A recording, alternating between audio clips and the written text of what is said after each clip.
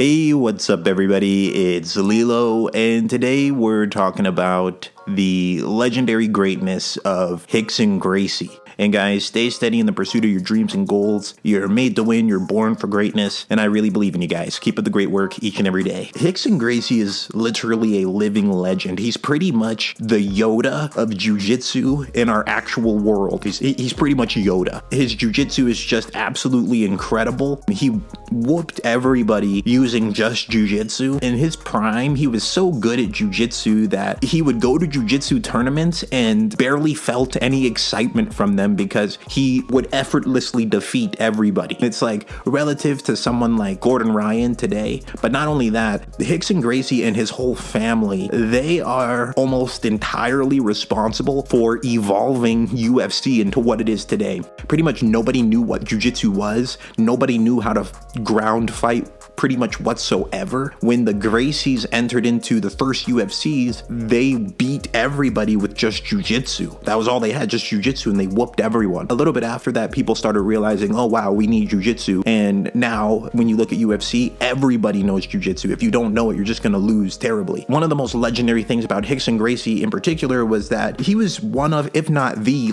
main dude that was going around showing everyone that jiu-jitsu is just like the ultimate martial art. From the time he was like 18 to about age 40. During that time period of his life, he just fought anybody that wanted to fight him. They were called vale tudo fights, and they had no rules. So everything was allowed. And these were just like very well-known fighters or people who just had like these crazy background. For example, he fought this one man, I think his name was Zulu, who was just like this giant African dude. And it might have been Rickson Gracie's first time doing a vale tudo fight, and he was either 18 or 19, where he hit Zulu in the face.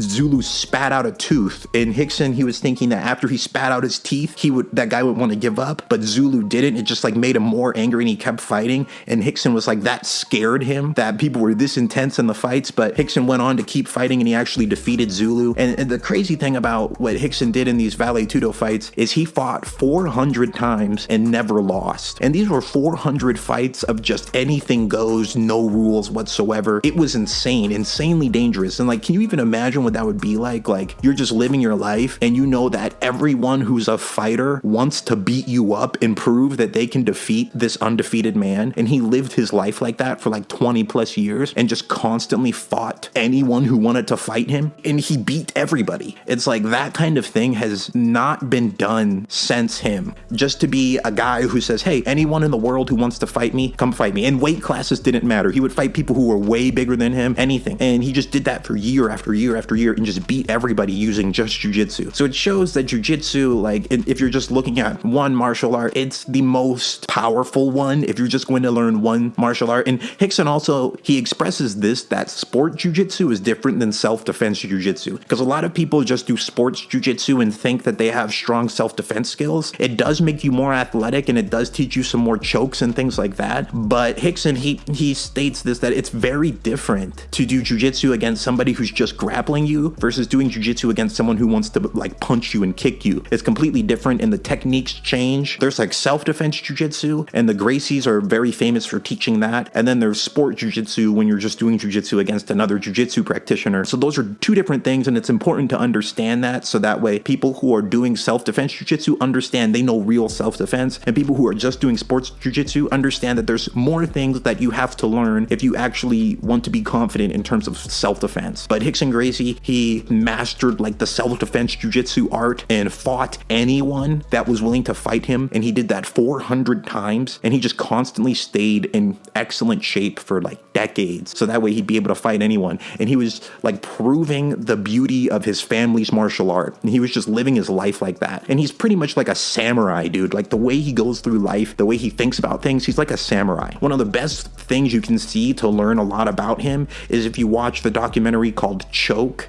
It's on YouTube, and it's like an hour and a half. It's a legendary documentary. It's one of the coolest martial art documentaries that I've ever seen, if not the coolest, probably the coolest. And it just shows like Rickson Gracie going into a vale tudo fight, and it shows you like what those kind of fights were like. It was just like anything goes, and there was no weight classes, and these people just had these weird backgrounds. Like people would walk up and the only background they had is Street Fighter. Other person will walk up, background is karate, all this kind of stuff, and they just fought. Rickson Gracie was a champion for decades. Nobody in the world could defeat him for decades. And he just lived his life like that. Man, you look at like a UFC career today, people will fight like 30 times and it's considered phenomenal. Rickson fought 400 times under no rules conditions. It doesn't even sound like something a human being could do, but he did that. He's 63 years old right now, I think, and he's still super lean, still in good shape, and his whole like mindset towards life is very interesting. And you notice that when you like watch Rickson Gracie interviews, just seeing how he talks, he's a deep thinker. So I highly recommend checking him out. Maybe listen to some of his interviews and that'll give you a better understanding of what I'm talking about. There's a biography on Rickson Gracie called Breathe. It talks a lot more about his life in detail, so that's pretty cool too. You can check that out too. I put him on a higher tier than I'd put Gordon Ryan for sure,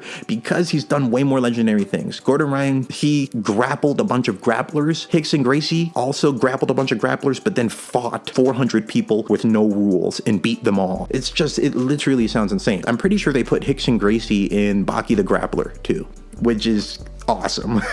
Which is just awesome. But I wish they gave Rickson Gracie more respect in the manga, like treated him similar to like just like a legendary figure. I wish they did that, but they more just had him as a side character for one chapter, I think. I wish they didn't do that. I wish they made Rickson Gracie like a huge legendary like Yujiro level opponent. That would have been great. But anyways, guys, that was what I wanted to share in this video. What do you think about Rickson Gracie? Have you heard of him before? Have you seen him before? He's literally the Yoda of jiu-jitsu, and I think there's a YouTube channel Rickson Gracie has where he posts like clips of him doing jiu-jitsu even to this day, and his just whole mindset towards life is amazing, and he just loves like meditation and yoga, and he added so much to jiu-jitsu, and he's added so much to UFC. Like without the Gracie family, UFC would be very different, most likely very different today, and the fighters would probably not even be half as good as they are right now if it wasn't for this one family.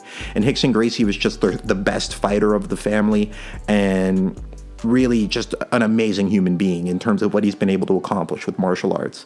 But yeah, guys, and I think he's just someone awesome to check out because he shows like how martial arts develop you as a person. And he has this great quote in the Choke documentary that like his whole philosophy of life comes from jiu-jitsu. For anyone who's done jiu-jitsu, you start to understand what he's talking about, because it's like jiu-jitsu is a meditative experience. It really is like meditation, like a moving meditation. And it's like as you do jiu-jitsu more and more, you learn more and more about yourself. It's a very special martial art. When you're doing jiu-jitsu, your appreciation for Rickson Gracie goes way up, because you start realizing like this guy could whoop anyone in jiu-jitsu, and then he used jiu-jitsu to whoop 400 people. It's so crazy. But yeah, guys, thank you for watching. Let me know what you think about Rickson Gracie in the comments. Thank you for watching, and you have a great rest of your day.